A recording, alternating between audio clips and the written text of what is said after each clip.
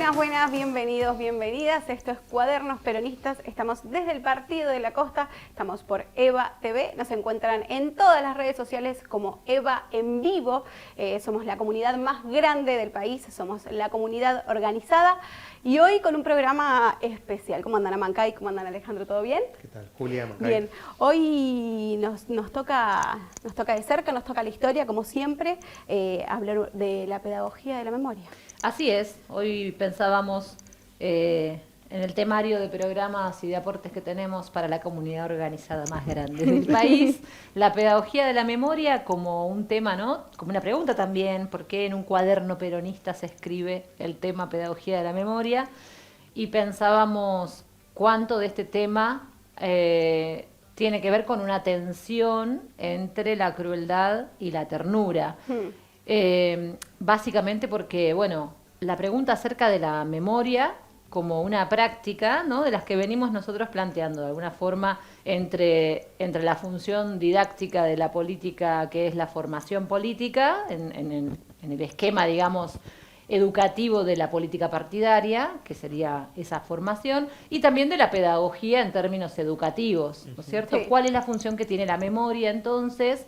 Como una práctica, como si dijéramos, cuando hablábamos de la lectura, de la escritura, de los procesos de aprendizaje, que vamos haciendo un correlato en relación a los procesos de hacer consciente la historia y de construir la conciencia nacional y de la clase trabajadora, como veíamos la última vez, siendo consciente de sus derechos, de sus posibilidades, del valor que le imprime el proyecto y la práctica colectiva y organizada, es decir, como para recapitular un poco todo lo que venimos hablando, y entonces decir la memoria también como una función profundamente humana y particular, que no es habitual en todas las especies, digamos, animales, y que entonces nosotros tenemos que poder pensar. Les comentaba recién, cuando estábamos en la previa, que cuando empecé a estudiar tuvimos una materia que siempre me quedó grabado, que nos presentaba, la materia es Historia de la Psicología, y la manera de presentarnos el tema de la historia de la psicología, es decir, de cuántas escuelas de psicología que dicen qué sobre el sujeto,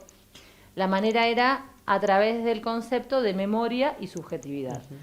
Entonces ya eso como una discusión, ¿no? Se dicen distintas cosas respecto de la función que tiene la memoria, una función social, una función individual para el propio sujeto, para su propia construcción como persona en su identidad particular, pero además la función de la memoria en la escritura social de una sociedad. Totalmente. ¿Y cómo se legitima esa memoria colectiva?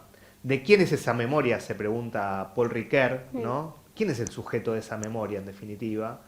Y si nosotros en nuestra memoria individual tenemos el registro de la experiencia, ¿no?, cuando recordamos cualquier cosa, ¿no?, un olor, una situación, una palabra, tenemos la experiencia en presente, ¿no? Ocurre el recuerdo como un acto presente de ese pasado. Bueno, entonces... Sí, aparte de eso, ¿no? Es una resignificación. Ahora me acordaba asociando con Paulo Freire, digamos, lo de la recreación.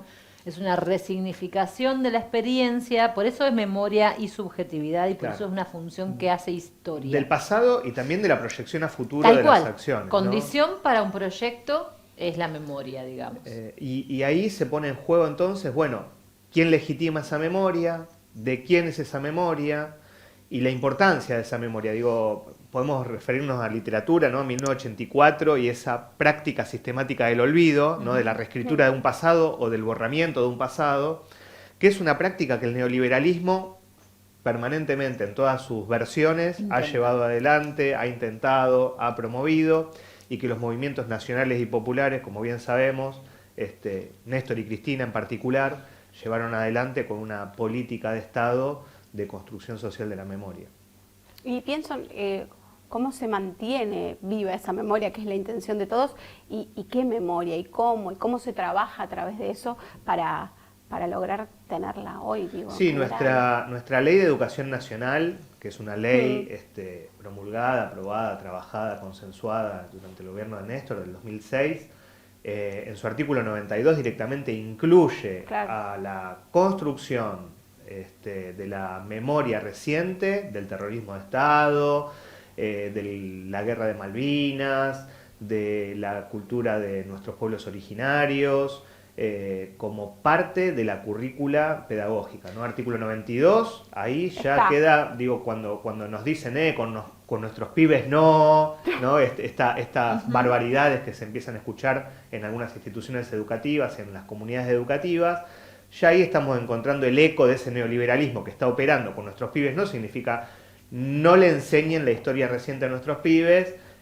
porque nosotros somos quienes queremos empezar como un sentido común de cero. Sí, ni la historia reciente, ni básicamente, por eso es pedagogía de la memoria, ¿no? Ni la historia reciente, ni una particular manera de construir el conocimiento, de aprender, de enseñar y de expresarse, porque digamos, tiene que ver con la pedagogía de la pregunta también, ¿no? Hay un desafío que tenemos en educación, y que tenemos en la política también, en la práctica militante también, que es el ejercicio de escuchar y es el ejercicio de enhebrar esas diferencias. El otro día también, digamos, dentro de todos los temas que vamos trayendo, habíamos hablado, ¿no?, de esos objetivos en determinados momentos de la política educativa, como es homogeneizar, que pueden tener que ver con objetivos políticos, sociales de un determinado momento, y que hay otros momentos que tienen que ver con integrar la diversidad, ¿no? Y que no son necesariamente excluyentes los objetivos.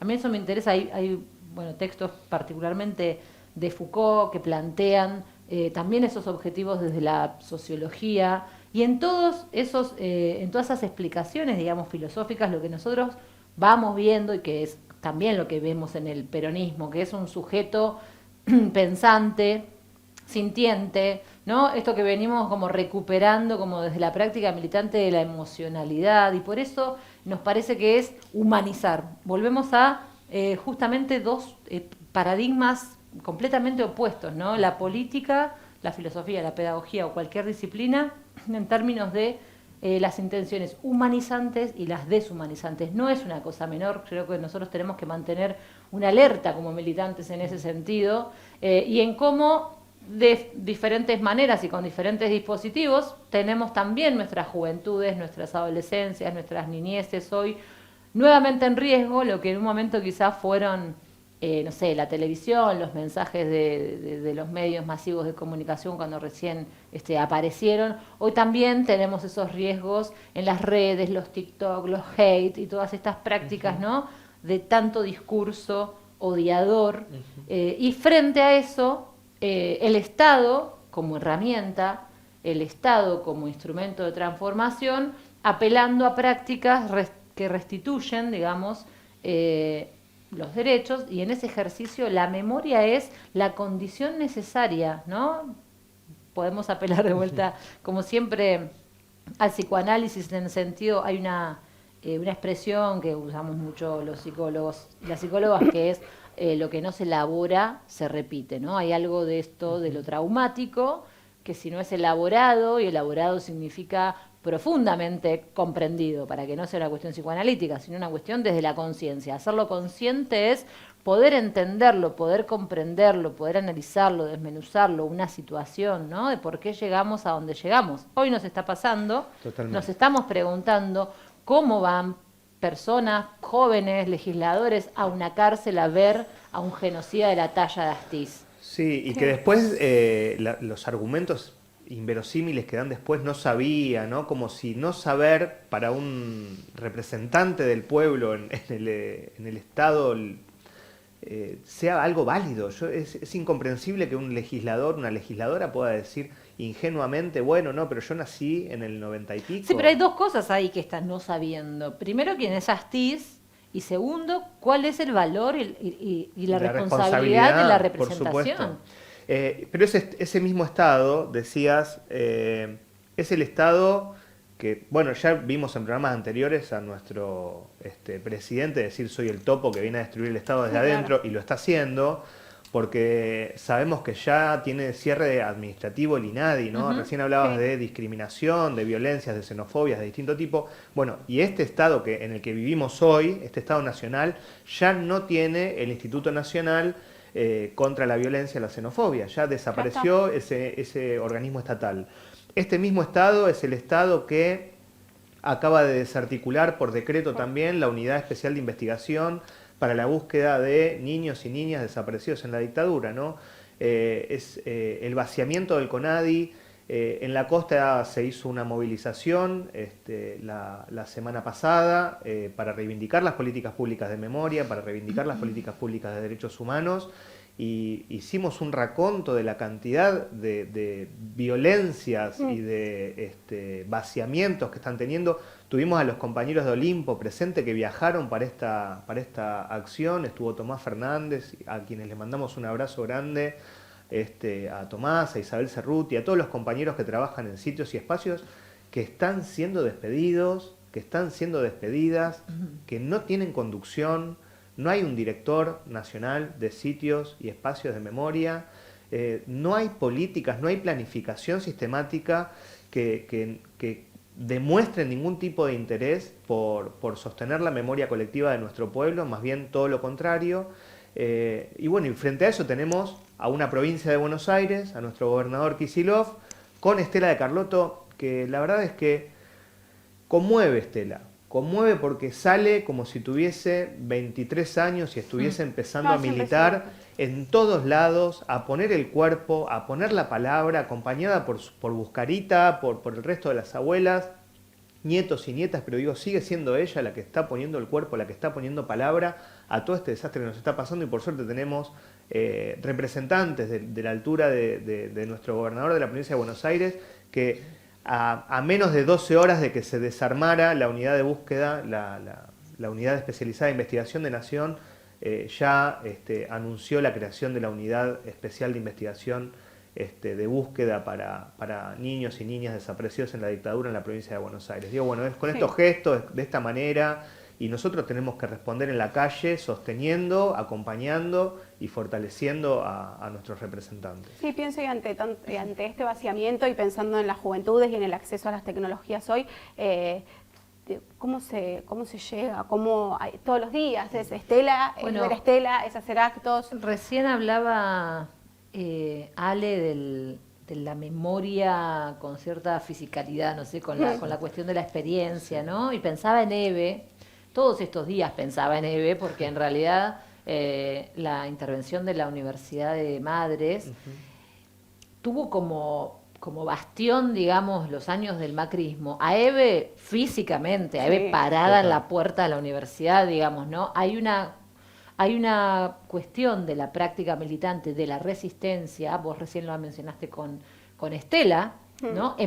Poniendo el cuerpo en la calle, digamos. Sí. Esta es la situación. Eve siempre decía, si estén alertas cuando vienen estas oleadas del neoliberalismo, porque los primeros campos culturales que atacan son los derechos humanos y la educación. Sí. ¿Por qué son los derechos humanos y la educación? Porque tenemos a Villarruel, a Milei, a todos estos personajes, como hemos tenido a Vidal, a Macri y antes otros, atacando directamente, digamos, el lugar de víctimas, por ejemplo, ¿no? Poniendo en duda el número de los compañeros desaparecidos en la última dictadura, poniendo en duda a una Cristina como víctima de un asesinato, ¿no? Dando vuelta todo el tiempo la condición de los oprimidos, de los perseguidos, justamente, ¿no? Esa es la inversión ideológica que hacen los aparatos de poder. Entonces, presentar situaciones que en realidad son inversas, ¿no? En las condiciones de violencia, en la violencia política, digamos, que comete el poder real y cómo es esto presentado. Las herramientas populares que tenemos, digamos, son la organización y la práctica militante física, en cuerpo, digamos. Y vamos a seguir, por supuesto, con eso, vamos a seguir. Hoy es pedagogía de la memoria y por eso es que vamos a ver un fragmento de un video de Canal Encuentro que habla sobre dictadura y educación en Argentina. El proceso de reorganización nacional tomó el poder con el argumento de luchar contra la subversión ideológica. Como parte de ese objetivo, la Junta Militar se propuso intervenir en el ámbito educativo. Consideraban que el Ministerio de Educación y Cultura había sido estratégico para el desarrollo de la subversión y querían implementar un shock represivo en todas las áreas del sistema de enseñanza.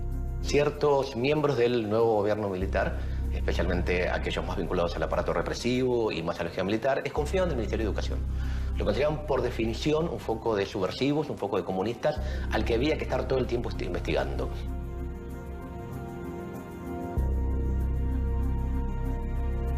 El ámbito de la educación fue un ámbito fundamental para desarrollar políticas y poner especial atención.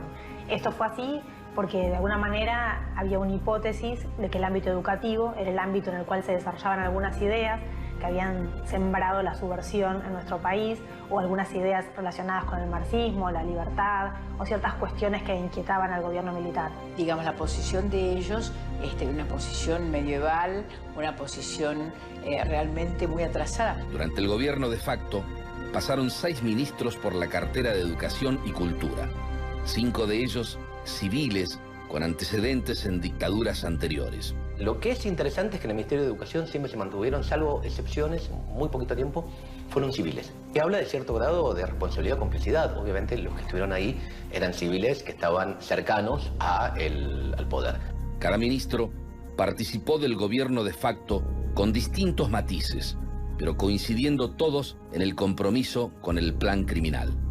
Fomentaron la delación, impusieron el control en las escuelas, colegios y universidades, y hasta crearon un manual para detectar subversivos en el ámbito educativo.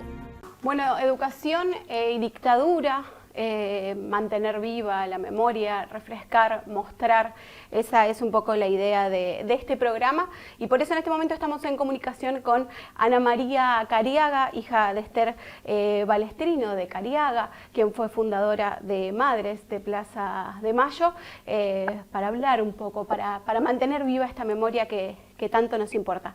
Buenas, ¿cómo va? ¿Qué tal? ¿Cómo andan? ¿Cómo estás, Ana María? ¿Cómo Acá Amancay López, Alejandro Larregina y Julia Goldberg, te saludamos. Gracias por estar. Muchas gracias.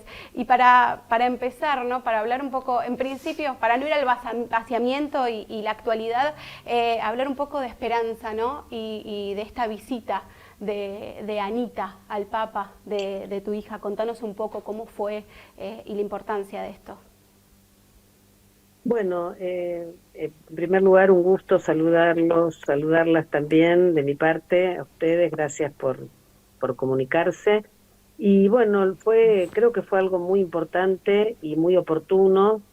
Ustedes saben que el Papa tenía una relación con mi mamá fue jefa de él en un laboratorio de análisis industriales, y bueno, un poco Anita había pedido la entrevista con la idea de hablar de lo que está pasando acá, ¿no? De esta ofensiva que hay en materia de tratar de arrasar con las políticas públicas de memoria, verdad y justicia. Y la fecha coincidió en esa profundización, si se quiere, de este intento no solo de negacionismo, sino de reivindicar los crímenes de la dictadura, por el cual hubo un grupo de diputados que habían visitado a represores, que son no solo investigados, sino sancionados, es decir, condenados por delitos de lesa humanidad. Y ahí entonces iba también con la idea de hablar de eso, y fue el mismo Papa Francisco quien sacó el tema, le expresó su preocupación por esta visita, dijo que querían estar en libertad y que eso era algo peligroso. Y creo que efectivamente es un poco la palabra que representa lo que estamos viviendo en esta avanzada, que como sabemos no empezó solamente ahora, sino que hubo muchos indicios, muchas mostraciones, muchas reivindicaciones del mal, en su momento cuando se exhibían las bolsas mortuorias en la Plaza de Mayo con nombres de referentes del campo de los derechos humanos, de la política, con las guillotinas, con las fotos en los baúles de los Ford Falcon.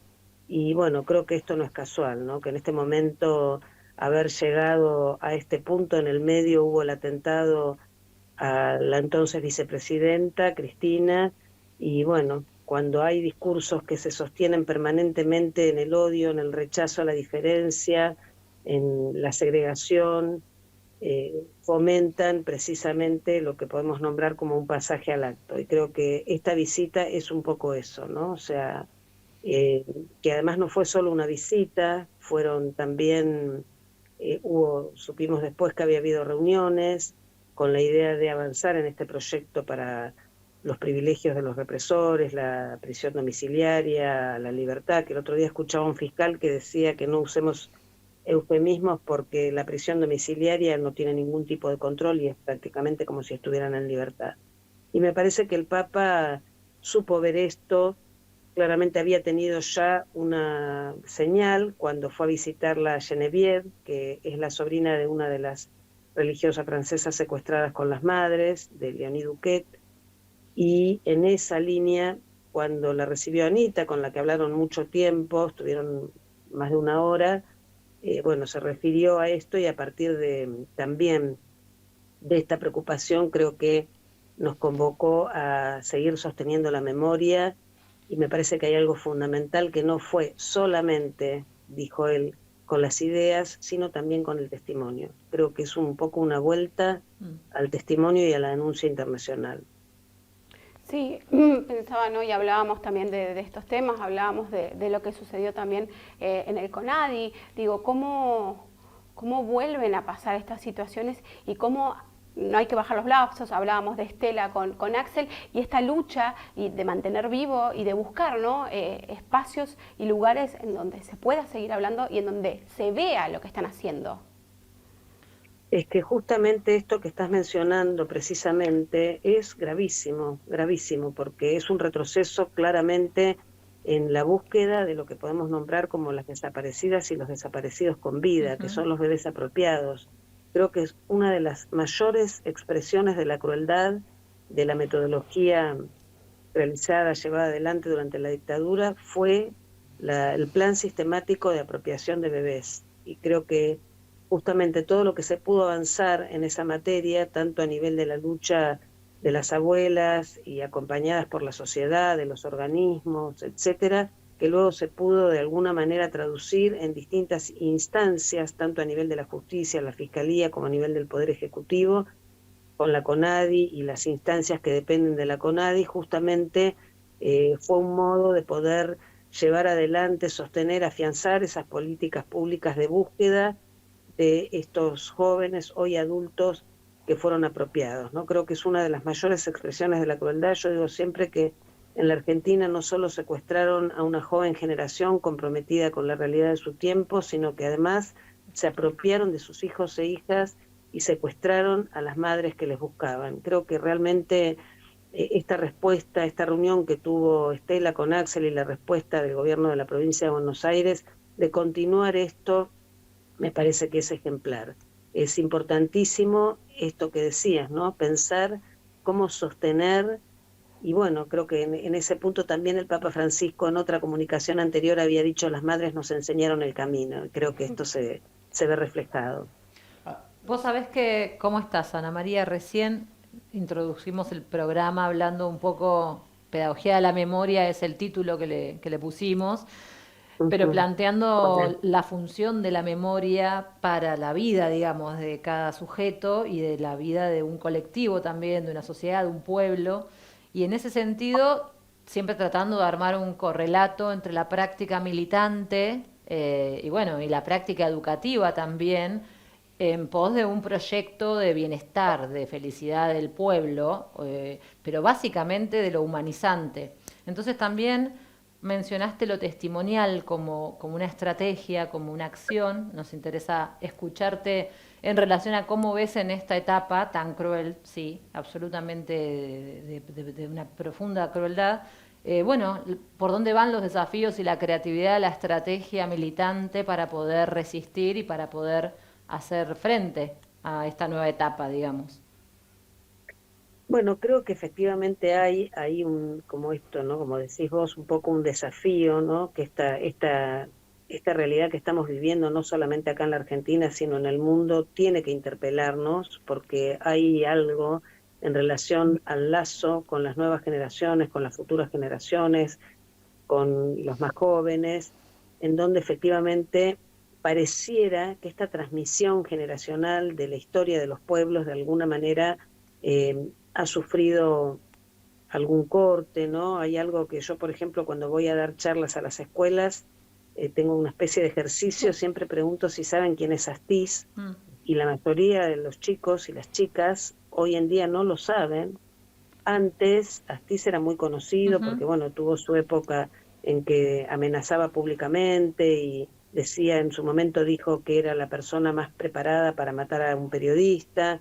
En los juicios venía con un libro del Tata Joffre que decía volver a matar, lo enarbolaba, mira, hacia los familiares.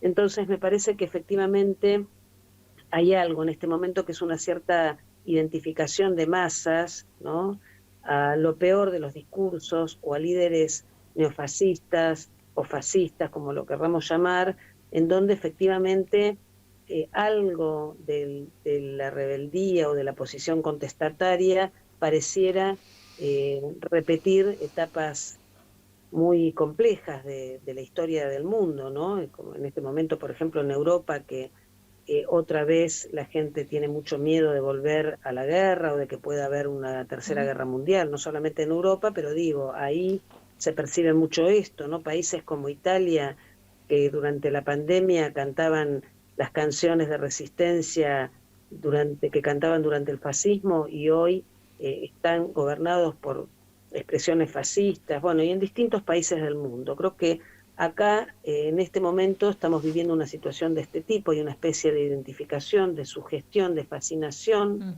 por el horror en este punto, y me parece que algo de eso hace a lo emocional, ¿no? Y creo que el testimonio, de alguna manera, no es solamente contar la historia, sino es que sus exponentes, quienes la han vivido, en distintas expresiones, ¿no? No solamente, bueno, nosotros estamos hablando acá de lo que fue el autodenominado proceso de reorganización nacional, que justamente apuntó a reorganizar la sociedad, la trama social, ¿no?, la ruptura de los lazos sociales para sembrando el terror precisamente.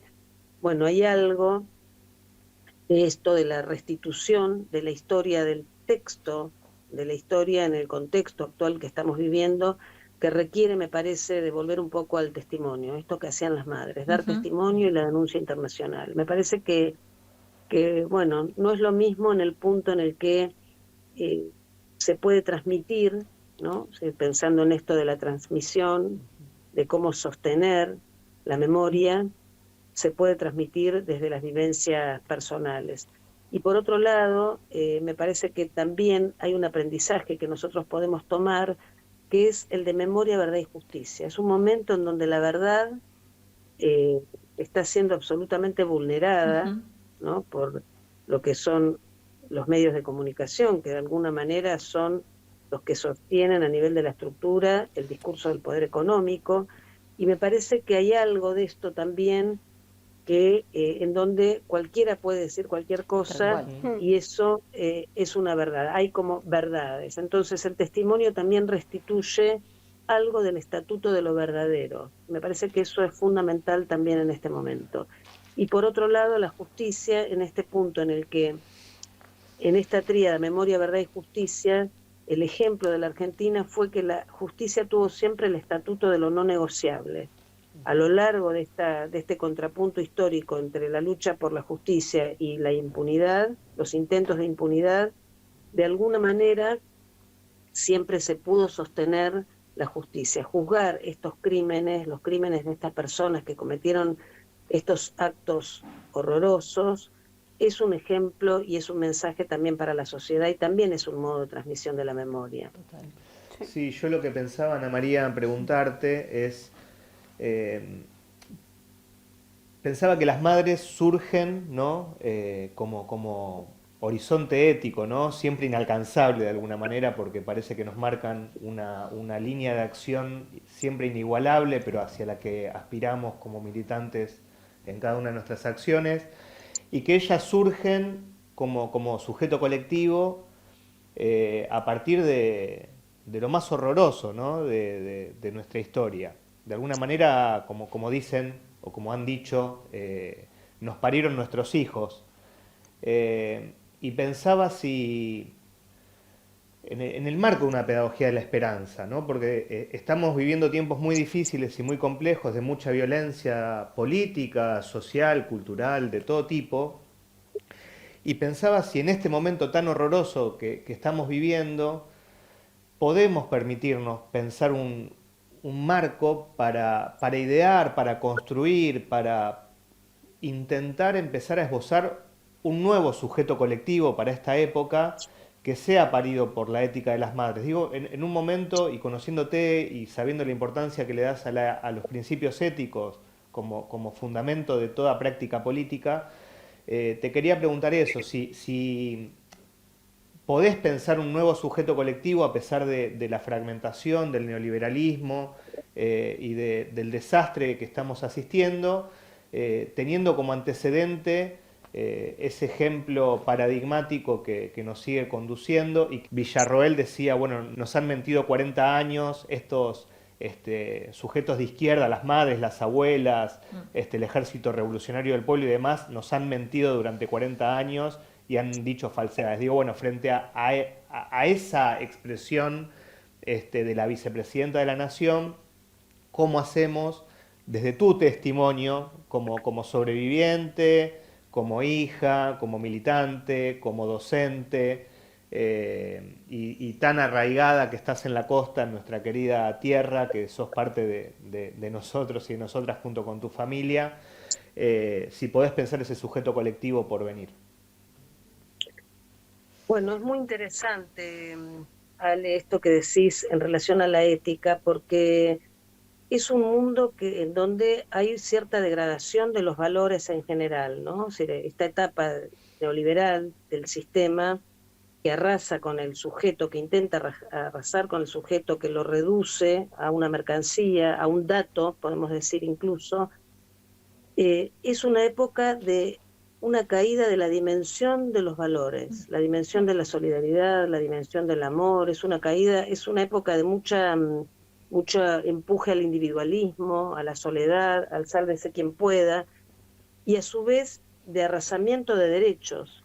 Entonces, efectivamente, hay como mucha vulnerabilidad, mucho desamparo en los sectores más excluidos, ¿no? Y me parece que hay una responsabilidad, que tenemos que convocarnos a pensar cómo, efectivamente, cuáles son las respuestas colectivas en este momento que pueden ser más eficaces en este punto. Y creo que un modo de pensarlo es desde la perspectiva de los valores, porque en una época precisamente que hay toda esta degradación, hay una degradación de la política también, lo vemos todo el tiempo, lo vemos en los medios, lo vemos en el Congreso, lo vemos en las distintas instancias en donde efectivamente hay algo de la política que está degradado.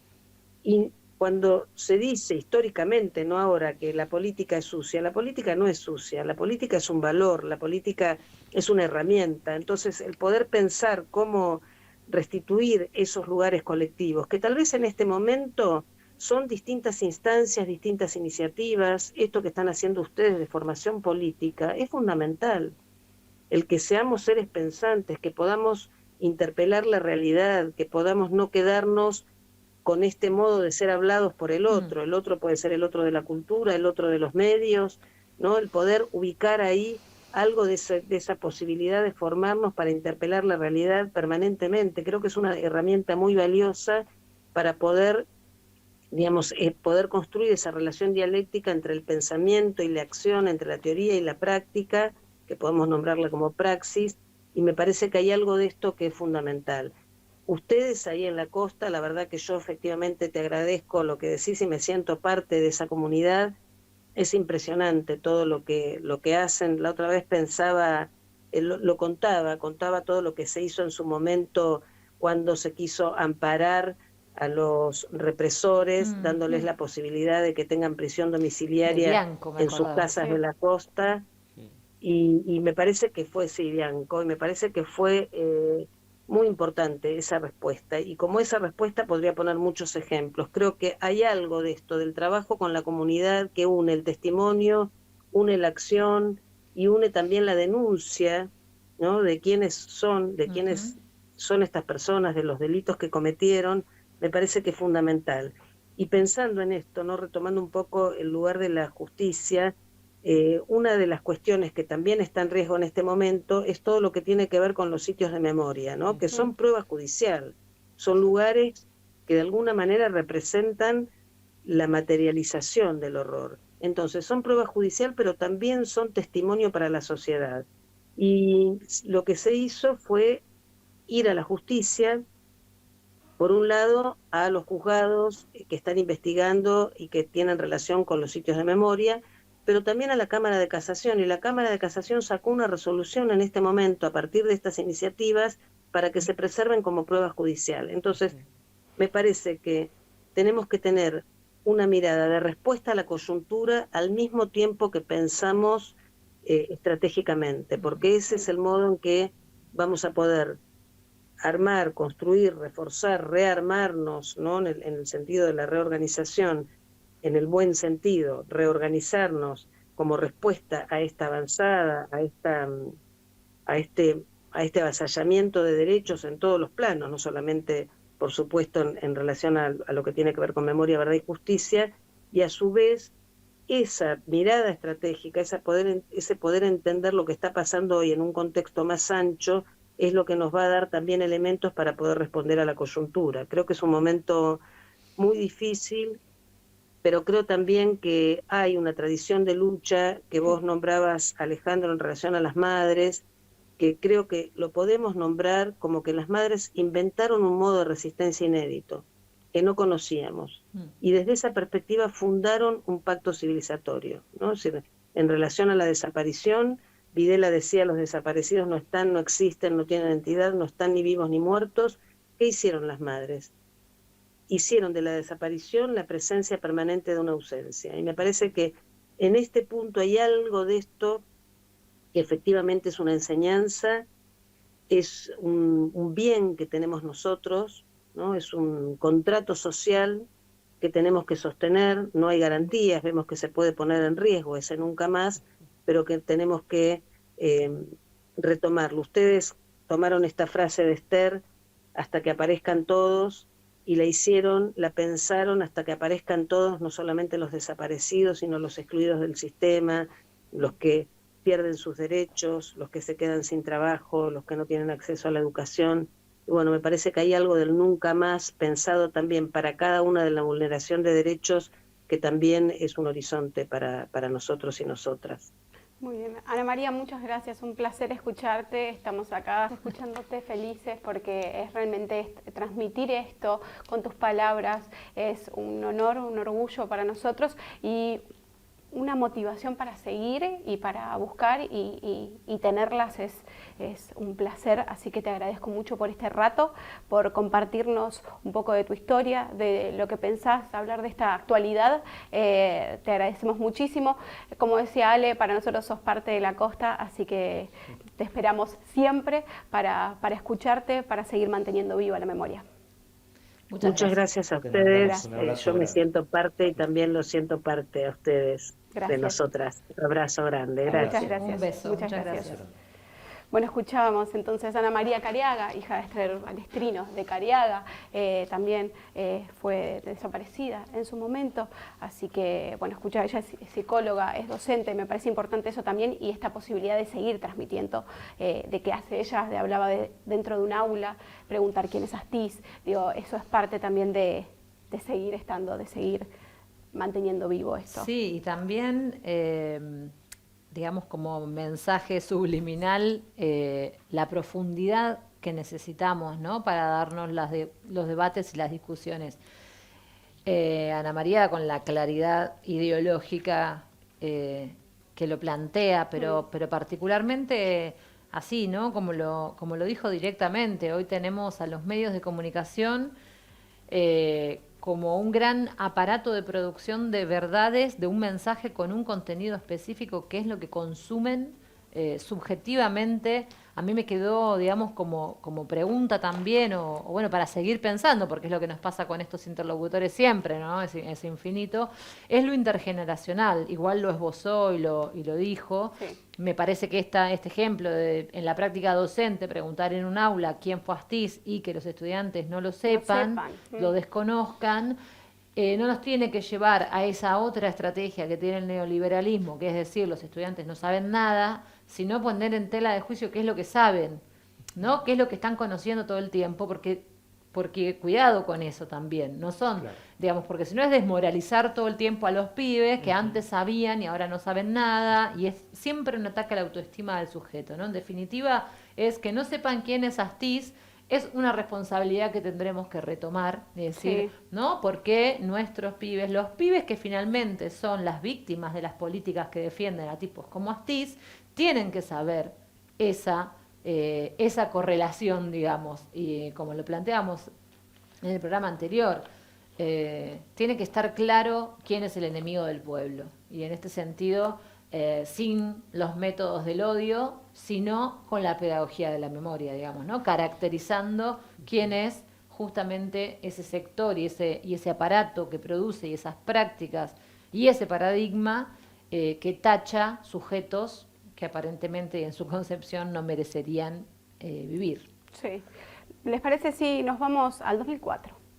Vamos a un viaje en el tiempo túnel del tiempo. Para ver lo que sucedía aquel entonces, lo que hacía Néstor Kirchner en su momento, que fue histórico, que fue importante, que fue necesario.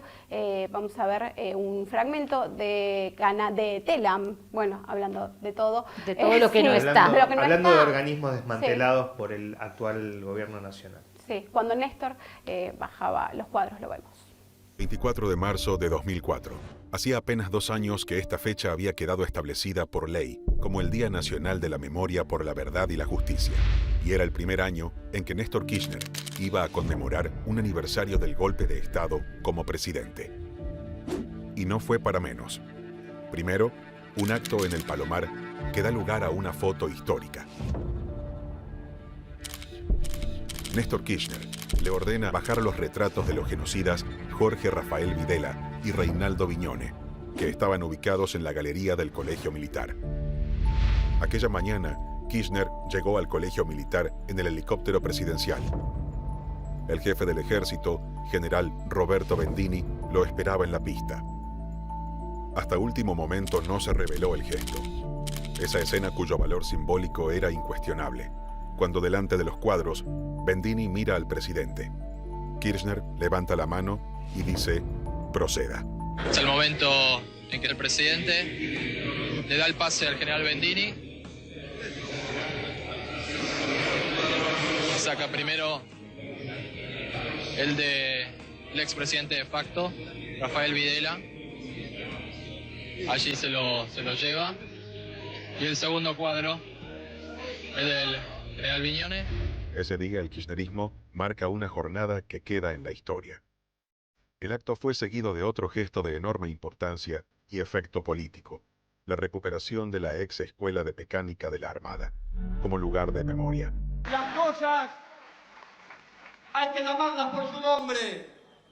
Y acá, si ustedes me permiten, ya no como compañero y hermano de tantos compañeros y hermanos que compartimos aquel tiempo, sino como presidente de la Nación Argentina, vengo a pedir perdón del Estado Nacional por la vergüenza de haber callado durante 20 años de democracia. La imagen se volverá un símbolo. Si el juicio a las juntas militares fue un hecho histórico, la orden de bajar el cuadro y la recuperación de la ESMA el 24 de marzo de 2004 se convirtieron en los gestos emblemáticos de lo que ahora se conoce como la política de derechos humanos de segunda generación. Los juicios de lesa humanidad en todo el país hoy continúan y cientos de represores siguen siendo juzgados a la par de otros tantos que cumplen su condena. Mientras, la ex escuela fue ampliando su significado. Abierta a la comunidad, hoy recibe más de 200.000 visitas por año. En ella funcionan centros culturales, museos, organismos, canales de televisión y hasta el célebre equipo argentino de antropología forense. Un espacio dedicado a la memoria, pero también al testimonio de una sociedad que luchó en su necesidad de reafirmarla y volverla una bandera.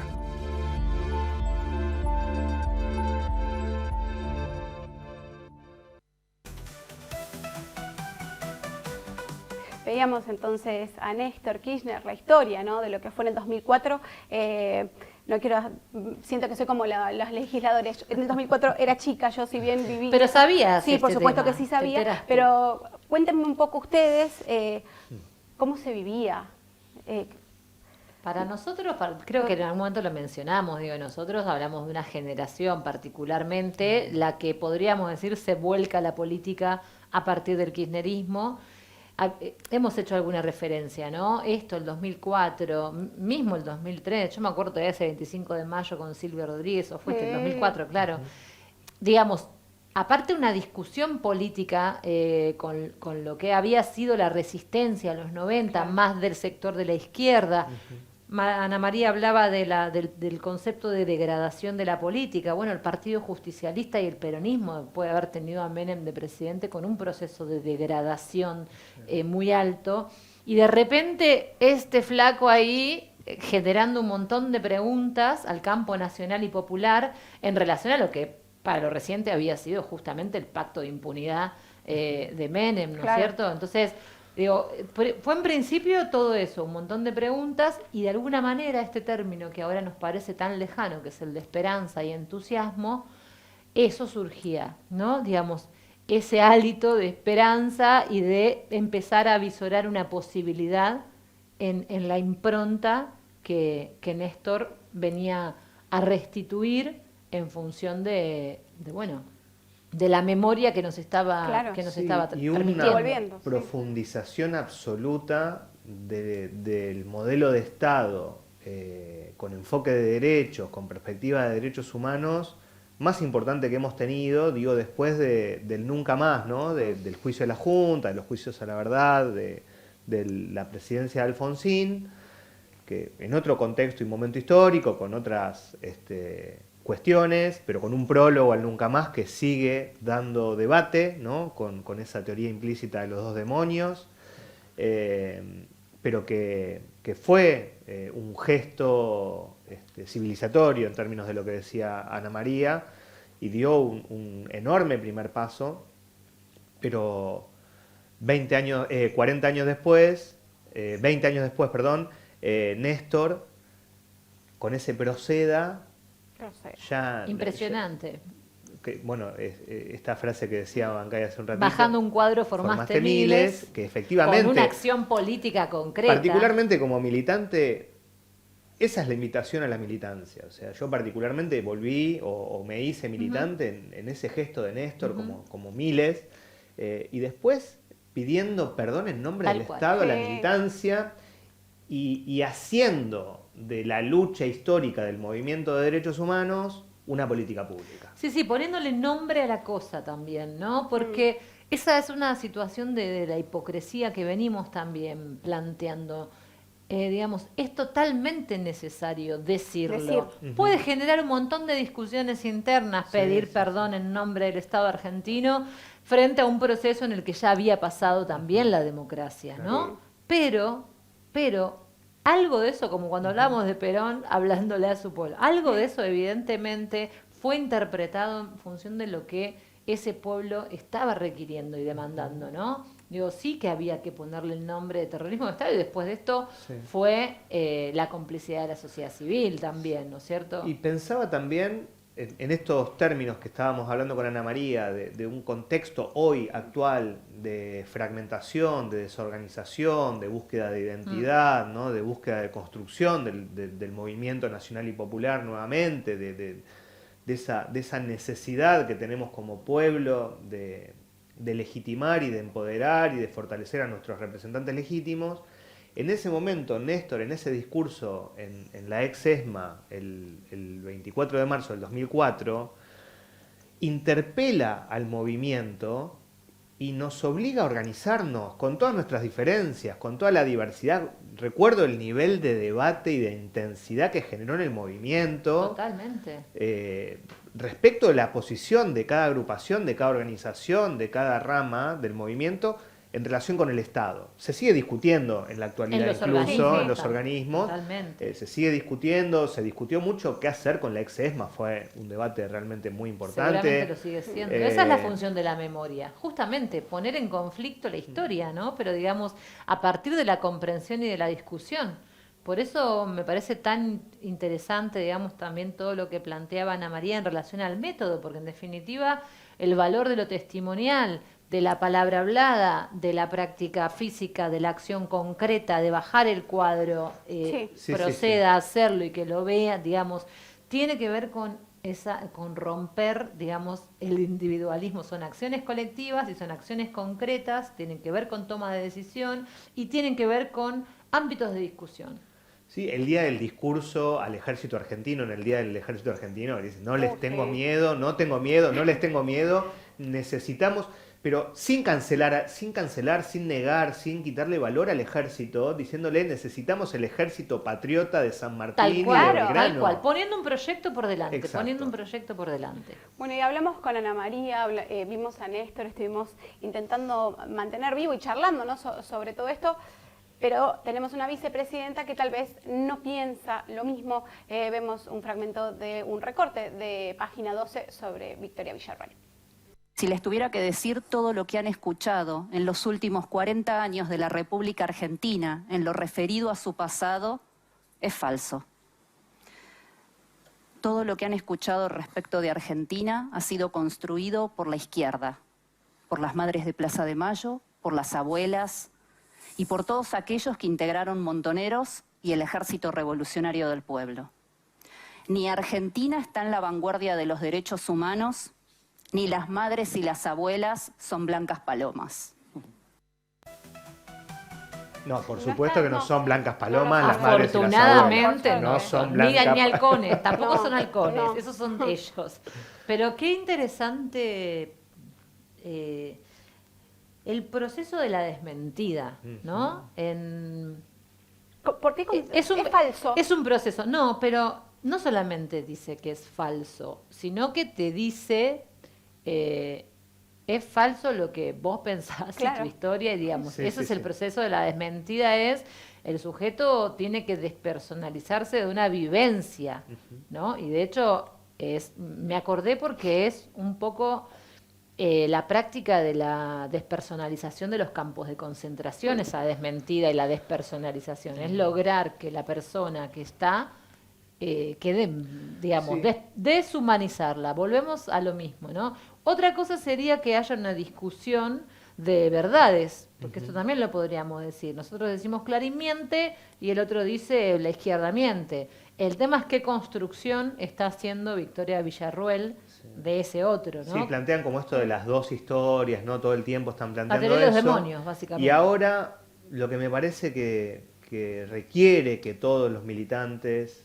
y las militantes tomemos nota. ¿Se acuerdan que durante el macrismo el ataque negacionista era con la cuantificación del número de compañeros y compañeras, ¿no? Decían, son 9.000, algunos personajes de la política macrista interpelaban con eso. Era un dato, ¿no? Era una la cuestión que ponían en disputa, y ahora Villarroel lo que hace es la universalización ya de la falsificación. Entonces lo que hace es ya absolutamente deslegitimar al sujeto que construyó ese relato, al sujeto que experimentó también esa vivencia, y van por las madres, por las abuelas y por el movimiento, ¿no? Digo, y no es casual a quienes nombra tampoco, así como decíamos, Tati está permanentemente poniendo el cuerpo todavía, y las madres están poniendo el cuerpo, y Estela está poniendo el cuerpo, entonces lo que hace es deslegitimar a esos sujetos para desmemoriar al pueblo y para decirle borrar la historia. Borrar la historia nuevamente, ¿no? Otra vez, tratar de empezar de cero, no solo borrarla, sino que reescribirla, ¿no? Porque van a reescribir sus héroes, ¿no? Van a poner nuevos personajes, como Astiz, como Suárez Mason, como la foto nefasta esa que estuvo circulando de diputados y diputadas libertarios y libertarias con genocidas condenados.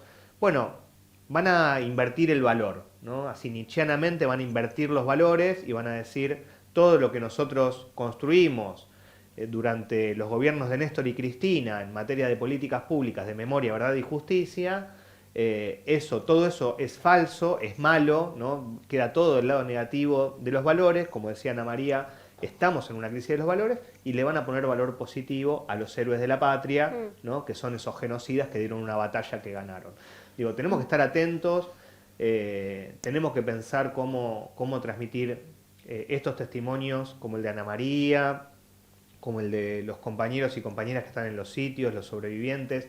Me parece que el lugar de los sobrevivientes hoy empieza a tomar una relevancia fundamental en esto del testimonio, ¿no? O sea, tenemos que acompañar a los sobrevivientes de la última dictadura cívico-militar a transitar todo lo que puedan y a aportar todo lo que puedan a esta pedagogía de la memoria que sabemos que se tiene que dar en la escuela, como bien lo dice la Ley de Educación Nacional, pero que la tenemos que llevar adelante nosotros y nosotras todo el tiempo, en cada ámbito, tiene que ser una dimensión de nuestra práctica política. Sí, yo también sé que se nos acaba el programa hoy, pero habíamos comentado, en la semana había visto una breve entrevista de Susi Shock, también Ana María planteó esto de cómo la actualización doctrinaria o la actualización de la lucha, digamos, también tiene que ver con quiénes son los que tienen que aparecer, ¿no? Por eso lo asocié por ahí con la historia de lucha también de los trabas, de los travestis, de los trans, de todas las diversidades,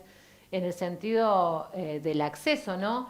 Y que también planteaba una práctica similar. Ella cuenta rápidamente que va en un taxi, entonces habla del taxista y de una conversación que se da en ese contexto, y entonces lo que dice es, ese tipo no es mi enemigo. Entonces la diferencia entre ellos y nosotros es que nosotros no vemos el enemigo en el pueblo. Claro. Y quizás esa es la principal estrategia que sí tienen, ¿no? Nosotros vemos y tenemos que ver cómo recuperar ese diálogo colectivo con la comunidad. Nosotros tenemos un montón de lazos que se han roto, que se han fragmentado, nos hemos aislado y lo que fuera, y quizás es ahí, ¿no? La restitución de esa práctica militante del diálogo y de la construcción colectiva de conciencia tiene que ser todos los días y todo el tiempo, con todos aquellos que hayan hecho lo que hayan hecho, seguramente no son nuestros enemigos. No, y es también el trabajo que hace abuelas, que hace madres, que hacen los sobrevivientes y que intentamos, ¿no? Hacer todos desde algún punto y de alguna manera. Sí, toda la mesa de organismos, ¿no? Que está trabajando activamente y todo el movimiento de derechos humanos. Sí. Bueno, se nos acabó el tiempo, como bien decías, así que nosotros nos reencontramos el próximo lunes. Somos Eva TV, somos Cuadernos Peronistas, nos encuentran en las redes sociales como Eva en Vivo, la comunidad más grande del país, la comunidad organizada. Chau, chau.